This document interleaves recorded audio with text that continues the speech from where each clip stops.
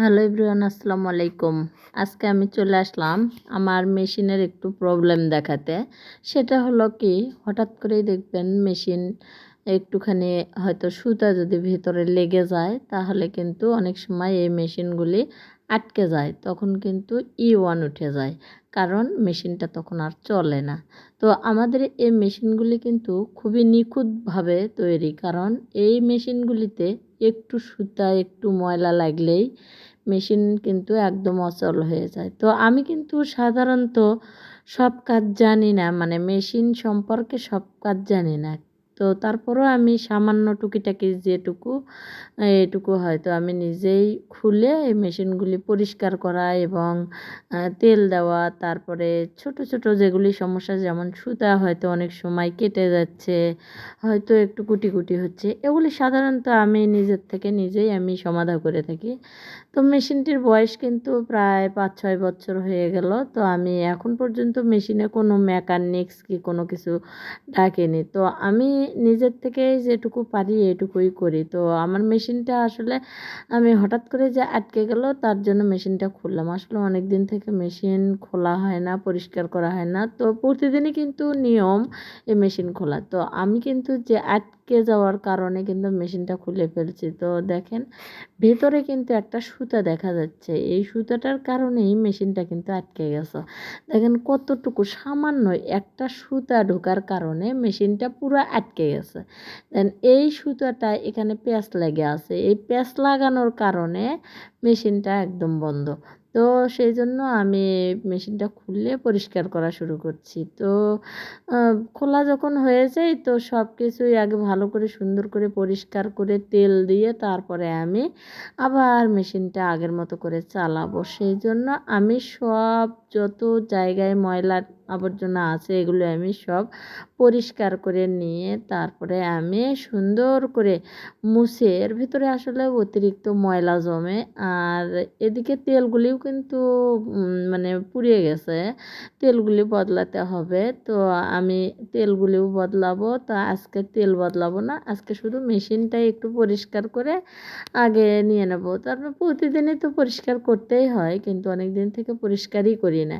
তো এই জন্যই আমার সমস্যাটা হয়েছে। তো আসলে এইরকম সামান্য টুকিটাকি সমস্যা নিজেরাই সারার চেষ্টা করব, কারণ এগুলি মেশিন কিন্তু সবসময়ে একটা মেকানিক্স ডাকা ঠিক নয়, কারণ মেকানিক্স কিন্তু অনেক টাকা নেয়। সেই জন্য নিজেরা কিছুটা জানাও দরকার, না জেনে কখনোই এই মেশিনগুলি কেনা ঠিক নয়।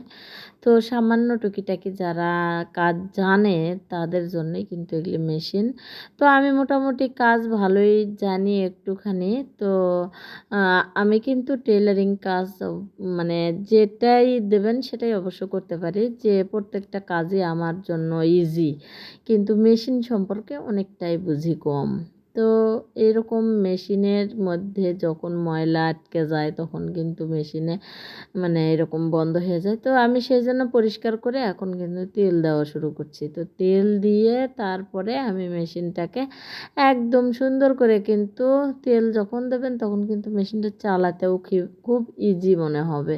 তখন কিন্তু মেশিনটা মানে একদম রিল্যাক্স হবে, কারণ এতটা আর ভারী হবে না। তো খুব ভালো করে আগে তেলগুলি দিয়ে নেব, দিয়ে নিয়ে তারপর আমি সুন্দর করে মেশিনটাকে মুছে নিয়ে তেল দিতে হবে। তেল দিয়ে তারপরে আমি এখন যত জায়গা আছে সব কিছু আগে পরিষ্কার করে নেব, নিয়ে তারপর মেশিনটা উল্টে নেওয়ার পর আবার তেল দেব।